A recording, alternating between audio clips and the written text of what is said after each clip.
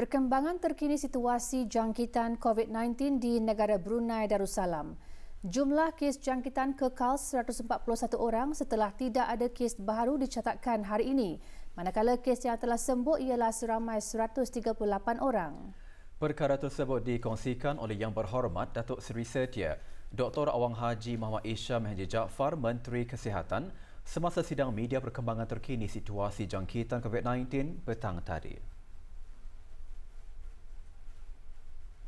Kementerian Kesihatan ingin memaklumkan kepada orang ramai bahawa pada hari ini Khamis 26 Syawal 1441 Hijrah bersamaan dengan 18 Jun 2020 Masehi, alhamdulillah dengan izin Allah Subhanahu Wa Taala juga tidak ada kes baru jangkitan COVID-19 telah disahkan di negara ini. Ini bermakna jumlah keseluruhan kes COVID-19 di negara ini kekal seramai 141 orang. Sementara itu, seramai 17 orang masih menjalani kuarantin menurut Akta Penyakit Berjangkit Penggal 204. Manakala seramai 2,806 orang telah menamatkan tempoh kuarantin dan berada dalam keadaan yang baik. Walau bagaimanapun, terdapat 313 orang yang sedang menjalani pengasingan diri mandatori di pusat-pusat pemantauan yang disediakan oleh kerajaan, iaitu mereka yang baru tiba ke negara ini setelah melakukan perjalanan dari luar negara. Setakat ini, seramai 2,419 orang telah menamatkan pengasingan diri mandatori di kemudahan-kemudahan berkenaan. Dalam tempoh 24 jam yang lalu, sebanyak 331 sampel telah diuji bagi virus SARS-CoV-2 yang membawa jumlah keseluruhan ujian makmal dijalankan sejak Januari 2020 kepada 25,931 ujian. Berikutan makluman mengenai Bro Health App, alhamdulillah setakat ini seramai 389,056 ahli telah mendaftar ke dalam aplikasi tersebut. Bagi syarikat dan premis pula, sejumlah 9,647 telah pun mendaftar. Manakala sebanyak 5,020 premis perniagaan telah memuat turun aplikasi Premis Scan. Sehubungan dengan aplikasi Premis Scan ini, diingatkan semua premis-premis adalah dinasihati untuk memuat turun aplikasi tersebut bagi memudahkan pengimbasan kod QR terutama sekali bagi orang yang tidak mempunyai telefon bimbit untuk masuk ke premis berkenaan. Mengenai kaji selidik serologi yang diadakan di beberapa buah masjid yang terpilih, Menteri Kesihatan mengambil maklum berita tular mengenai peserta kaji selidik yang didapati positif semasa kaji selidik tersebut. Menteri Kesihatan menasihatkan orang ramai agar tidak merasa cemas atau bimbang jika menerima berita mengenai sesiapa yang didapati positif ujian serologi tersebut. Untuk makluman orang ramai, kaji selidik serologi ini adalah bertujuan untuk menganggarkan kadar penduduk di negara ini yang pernah dijangkiti oleh virus tersebut dalam masa beberapa bulan sebelum ini. Ini akan membantu Kementerian Kesihatan menetapkan garis dasar ataupun baseline kekebalan penduduk ataupun population immunity bagi jangkitan tersebut. Bagi peserta-peserta kaji selidik yang didapati positif ujian serologi ini bermakna mereka pernah dijangkiti virus tersebut pada satu ketika dan besar kemungkinan mereka sendiri tidak mengetahuinya yang mereka telah dijangkiti. Untuk memastikan mereka tidak mempunyai jangkitan yang aktif pada masa ini, mereka dan ahli keluarga yang tinggal serumah dengan mereka akan diaturkan untuk menjalani ujian swab bagi SARS-CoV-2. Untuk makluman orang ramai, setakat ini seramai 5 orang telah didapati positif bagi ujian serologi tersebut dan kemungkinan jumlah ini akan bertambah. Namun demikian, alhamdulillah peserta-peserta kaji selidik yang didapati positif serologi beserta dengan ahli keluarga mereka telah didapati negatif bagi ujian swab untuk SARS-CoV-2 dan disahkan tidak mempunyai jangkitan yang aktif. Orang ramai adalah dinasihatkan untuk tidak merasa cemas ataupun bimbang jika menerima berita mengenai sesiapa yang didapati positif ujian serologi ini. Kementerian Kesihatan akan memaklumkan hasil kaji selidik ini pada masa yang terdekat setelah penganalisan selesai dibuat nanti. Negara masih perlu berwaspada walaupun tidak ada kes jangkitan COVID-19 dicatatkan selama 42 hari. Menurut Menteri Kesihatan, pandemik tersebut masih berleluasa. Alhamdulillah, negara kita ni tidak ada jangkitan COVID ini selama I think 42 hari sudah. Walau bagaimanapun kita ni belum dapat mengisytiharkan yang kita ni telah pun berjaya atau menang dalam menanganginya kerana pandemik masih berleluasa. Jadi kita ni perlu mengambil keadaan berwaspadalah. So keadaan kita ni terkawal, but to say we are winning mungkin belum lagi kali lah. Projek penandaan arah kiblat oleh Pusat Dakwah Islamiah di kawasan pedalaman negara diteruskan. Terbaharu projek dilaksanakan di Kampung Melilas dan Kampung Sukang, Ulu Belait. Beritanya mengenainya selepas petikan titah ini.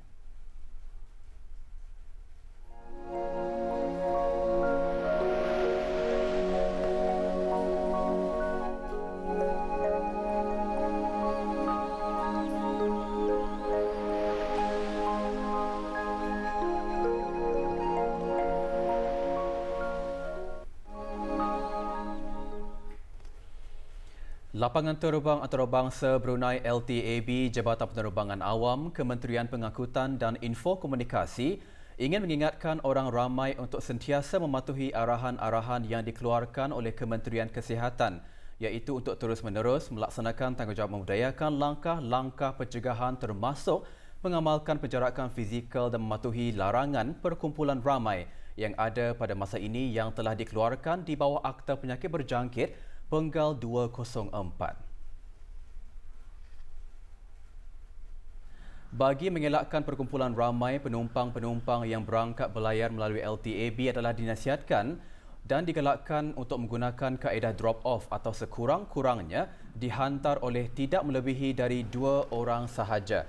Manakala bagi penumpang-penumpang yang tiba, orang ramai adalah tidak digalakkan untuk menjemput ketibaan oleh kerana penumpang-penumpang berkenaan akan terus menjalani tempoh pengasingan. Jabatan Penerbangan Awam juga telah melaksanakan beberapa inisiatif dalam menangani pencegahan penularan wabak COVID-19 melalui usaha-usaha seperti menggunakan peralatan pemeriksaan suhu badan di pintu-pintu masuk utama yang dihaskan di bangunan terminal lapangan terbang bagi pemeriksaan suhu badan secara mandatori bermula pada hari Sabtu 20 Jun 2020, menyediakan imbasan kod QR melalui aplikasi BruHealth di pintu-pintu masuk utama. Dewan Bertolak dan ketibaan pengguna-pengguna lapangan terbang adalah dikehendaki untuk terlebih dahulu mengemaskini status kesihatan masing-masing melalui aplikasi berkenaan serta memahami dan mematuhi pensyaratan yang diperuntukkan dengannya sebelum masuk dan menggunakan perkhidmatan-perkhidmatan dan kemudahan-kemudahan di LTAB.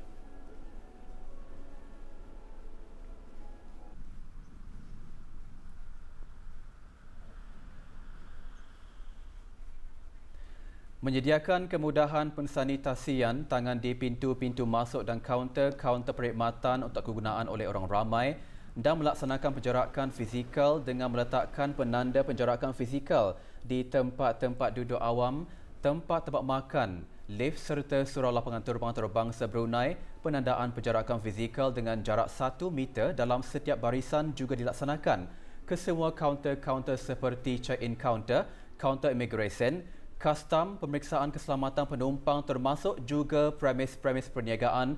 Dalam hubungan ini, kerjasama orang ramai dan pengguna-pengguna lapangan terbang adalah sangat-sangat diharapkan dalam sama-sama mencegah berlakunya penularan wabak berkenaan.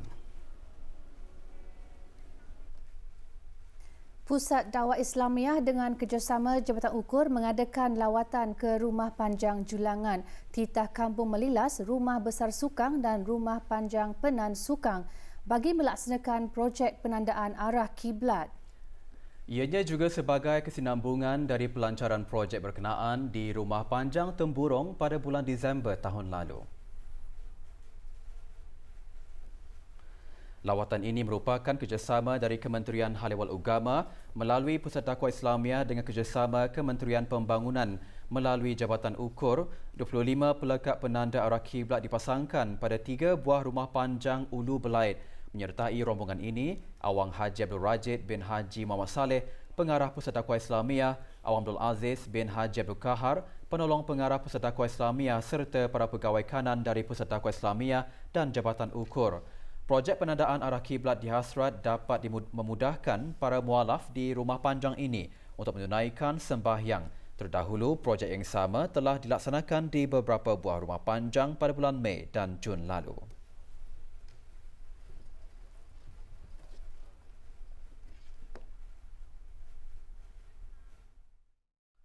Sesi persekolahan peringkat kedua bermula hari ini melibatkan murid-murid peringkat prasekolah hingga tahun 5 bagi semua sekolah rendah di bawah kawalan Kementerian Pendidikan, semua sekolah swasta serta sekolah agama di bawah kawalan Kementerian Hal Ehwal Agama.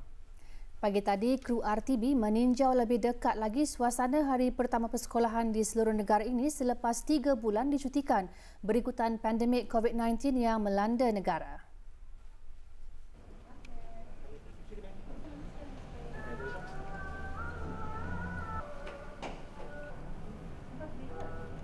Pihak sekolah telah membuat persediaan untuk menerima para murid di peringkat rendah ini dengan memastikan penjarakan sosial dapat dilaksanakan dengan penyusunan semula meja serta kerusi di dalam bilik derja di kawasan kantin, perpustakaan dan dewan dengan mengikut prosedur operasi standard SOP. Pihak sekolah juga ada menyediakan pensanitasi tangan di tempat-tempat yang strategik.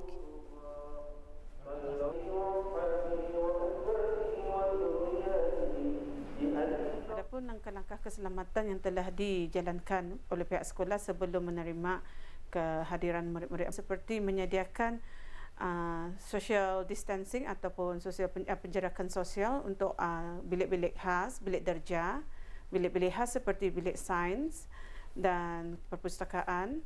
Selain itu, pihak sekolah juga menyediakan face mask atau sungkup muka bagi pelajar-pelajar. Alhamdulillah, pihak sekolah juga menerima bantuan daripada Kementerian Pendidikan bagi face mask, hand sanitizer, penyuci tangan, penyuci kebersihan bilik derja.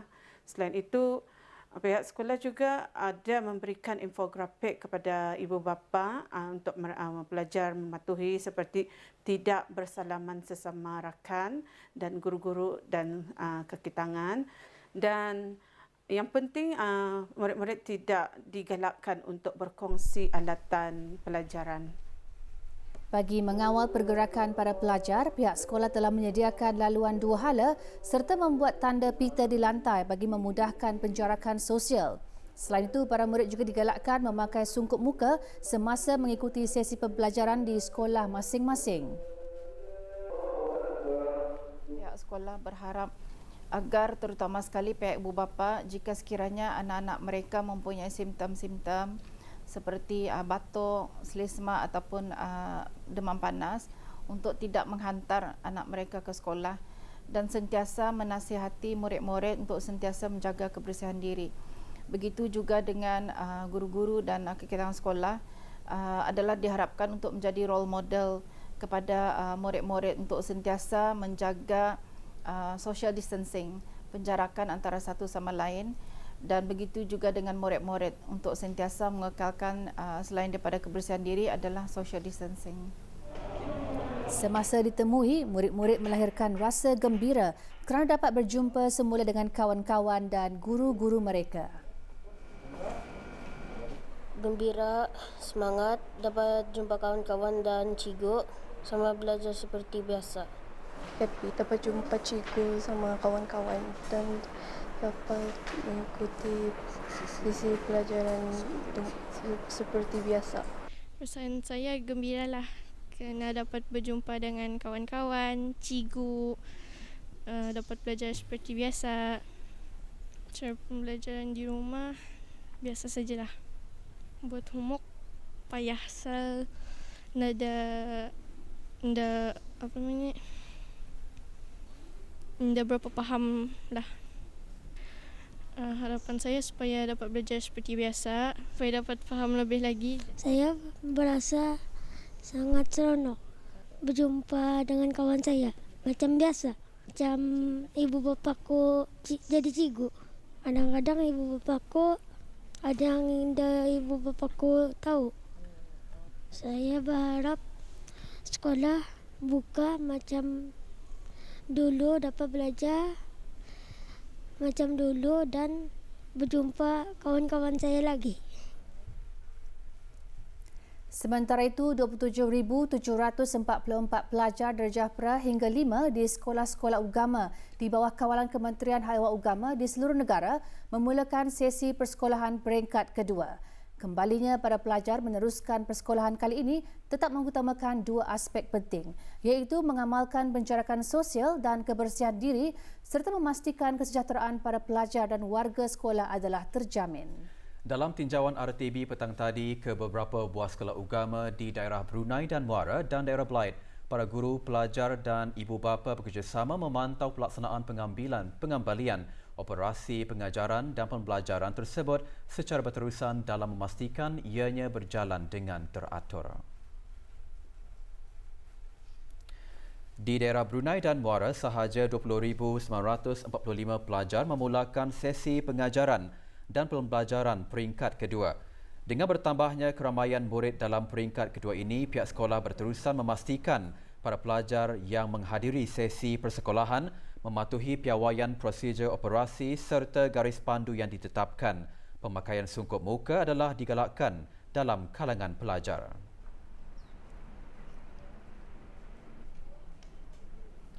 Semua garis pandu yang ditetapkan oleh Kementerian Pendidikan dan Kementerian Kesihatan dapat dipatuhi sepenuhnya oleh para pelajar dan akan terus diberikan keutamaan. Sementara itu, bagi mengawal pergerakan para pelajar semasa berada di sekolah, pihak sekolah telah menyediakan laluan dua hala serta membuat tanda pita di lantai bagi memudahkan penjarakan sosial. Di samping itu, pihak sekolah juga ada menyediakan pensanitasian tangan di tempat-tempat yang strategik. Diharapkan pemimpin sekolah akan terus mengambil berat akan prosedur operasi standard dengan mengamalkan penjarakan sosial dan mengekalkan kebersihan diri serta premis sekolah.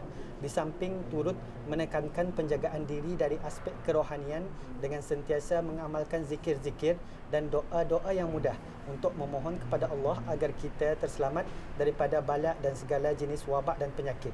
Sekaligus pendekatan ini dapat mendidik pelajar-pelajar untuk mengamalkannya secara harian sama ada ketika berada di sekolah ataupun di luar sekolah. Juga memulakan pembelajaran untuk peringkat kedua ini para pelajar tahun 5 di sekolah-sekolah Arab. Sehubungan itu, semua warga sekolah dan para pelajar juga komited dalam memastikan pelaksanaan dan pematuhan kepada garis panduan yang telah disediakan. Para guru dan pemimpin sekolah berusaha memahami suasana norma baru sesi persekolahan masa kini dan sentiasa memberi sokongan penuh dalam memastikan pelajar-pelajar tidak ketinggalan dalam menimba ilmu. Alhamdulillah semuanya berjalan dengan lancar dan murid-murid pun hadir. Kami telah pun membersihkan sekolah dulu sebelum murid-murid ini datang ke sekolah, iaitu untuk menjaga kesihatan, dan kami menyediakan segala hand sanitizer, termometer dan mask untuk murid. Mask itu guru-guru lah memakai. Semua sekali murid disarankan hadir ke sekolah memakai mask. Bagi daerah Belait, lebih 3,012 pelajar darjah 5 juga memulakan sesi pembelajaran dan pengajaran peringkat kedua. Kehadiran para pelajar bermula dengan mengikut garis pandu yang disediakan dan membuat pemeriksaan suhu badan. Sementara di daerah Tutong menerima kehadiran 3,100 pelajar dan 687 pelajar di daerah Temburong kembali memulakan sesi pembelajaran di peringkat ini. Adalah diasratkan penjarakan sosial dapat dilaksanakan dengan penyusunan semula meja serta kerusi di dalam bilik darjah di kawasan kantin, perpustakaan dan dewan dengan mengikut prosedur operasi standard. Kementerian Hal Ehwal Agama juga akan terus bekerjasama dengan Kementerian Kesihatan bagi mendapatkan perkembangan terkini dan nasihat yang bersesuaian dengan keadaan semasa.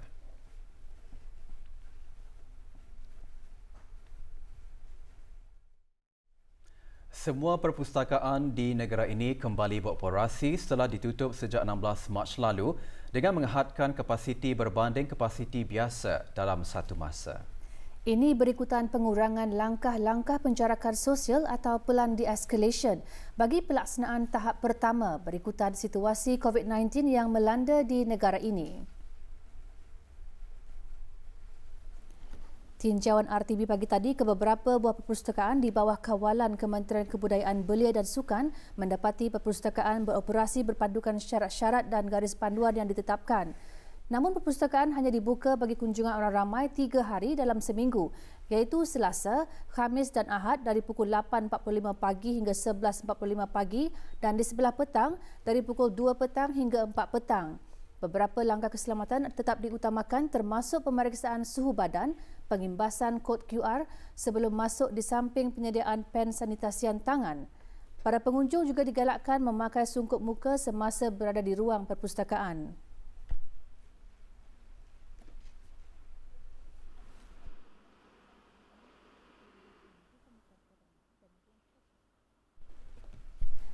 Perpustakaan hanya dibenarkan beroperasi dengan 30% kapasiti dalam satu masa sahaja tertakluk kepada kapasiti ruang dan jika berkumpulan, ianya tidak melebihi 30 orang dalam satu masa mengikuti kapasiti ruang.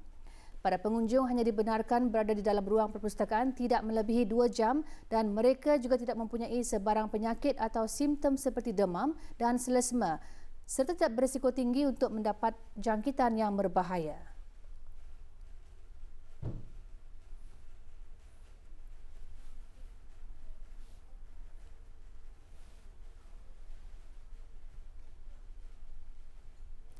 Sementara itu, Perpustakaan Dewan Bahasa dan Pustaka Cawangan Tutong juga dibuka semula bagi kunjungan orang ramai 3 kali seminggu.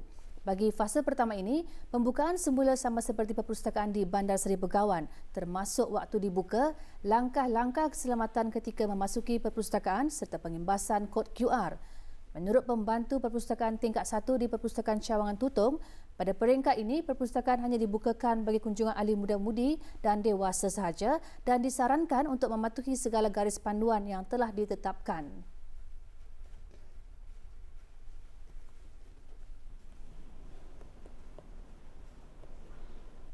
Jadinya untuk pengunjung berkunjung ke perpustakaan, kapasiti yang dihadkan adalah hanya untuk 12 orang dalam satu hari dan bagi setiap pelawat yang berkunjung ke perpustakaan, seorang pengunjung hanya dihadkan berada di dalam perpustakaan selama 2 jam dan tidak boleh melebihi daripada had yang ditetapkan.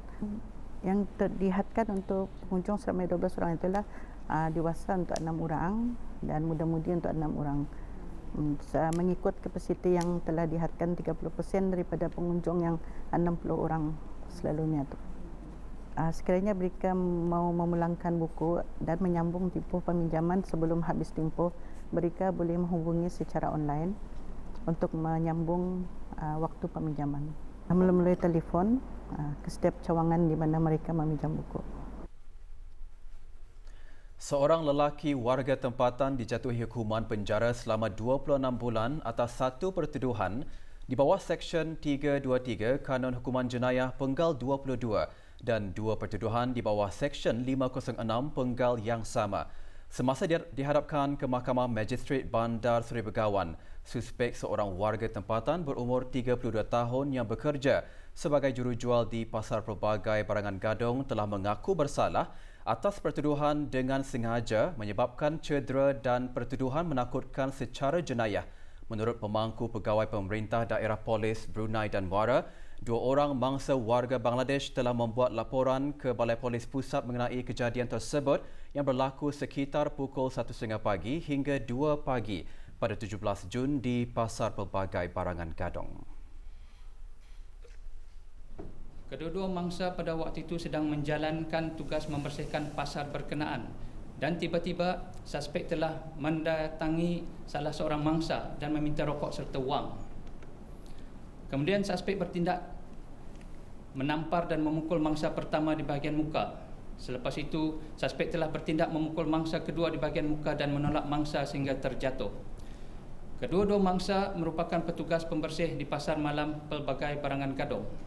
Pada hari yang sama, suspek juga telah melakukan jenayah ancaman terhadap 2 orang anggota polis yang bertugas di pos polis pasar pelbagai barangan Gadong, yang mana suspek telah menghantar rakaman suara iaitu audio recording melalui aplikasi WhatsApp kepada salah seorang anggota polis berkenaan dengan mengatakan kata-kata yang berunsur ancaman dan dendam kepada anggota polis berkenaan yang telah membuat teguran kepada suspek semasa menjalankan tugas rondaan di kawasan pasar pelbagai barangan Gadong. Sementara itu, 2 anggota Wadar Jabatan Penjara dihadapkan ke Mahkamah Magistrate Bandar Seri Begawan hari ini kerana melanggar peraturan penjara. Defendant pertama Azman Ilham bin Haji Muhammad Nur dan defendant kedua Siti Naimah binti Haji Lila didakwa menyampaikan surat tanpa kebenaran pihak berkuasa kepada banduan lelaki Wong Sun Tek di penjara Maraburong dan kepada isteri banduan Rani Labu yang ditahan di penjara wanita Jerudong. Siasatan yang dijalankan oleh Biro Mencegah Rasuah mendapati pada bulan Februari tahun lalu, Siti Naimah telah menerima surat dari Wong di penjara Maraburong yang dilakukan secara bersembunyi untuk diserahkan kepada Rani. Siti Naimah turut memberikan pen dan kertas kepada Rani untuk membalas surat tersebut sebelum memberikannya kepada Azman Ilham untuk disampaikan kepada Wong. Kesalahan serupa juga diulang lagi pada April 2019. Siti Naimah mengaku bersalah atas 3 kesalahan dan dijatuhi hukuman penjara selama 2 bulan. Manakala Azman Ilham memaklumkan kepada pihak mahkamah yang dia belum bersedia bagi rayuannya direkodkan. Kes perbicaraan bagi Azman Ilham akan disebut semula pada hari Isnin 22 Jun 2020. Pasukan polis di Raja Brunei meminta bantuan orang ramai untuk mengesan seorang lelaki warga negara tempatan yang dilaporkan keluar dari rumah. Muhammad Azri bin Haji Muhammad Dinainah, 32 tahun, memegang nombor kad pintar 00304978. Jika terdapat sebarang maklumat mengenainya, hubungi Balai Polis Muara melalui talian 277-2333 dan talian kecemasan Polis 993 atau mana-mana Balai Polis yang berdekatan. Beberapa kawasan di daerah Brunei dan Muara akan mengalami gangguan bekalan elektrik esok Jumaat 19 Jun. Penutupan sementara bekalan elektrik bermula dari pukul 9 pagi hingga 11 pagi di kawasan berdekatan dengan sekolah rendah Sungai Hancing dan kawasan sekitarnya adalah disebabkan kerja-kerja pemeliharaan kawat atas.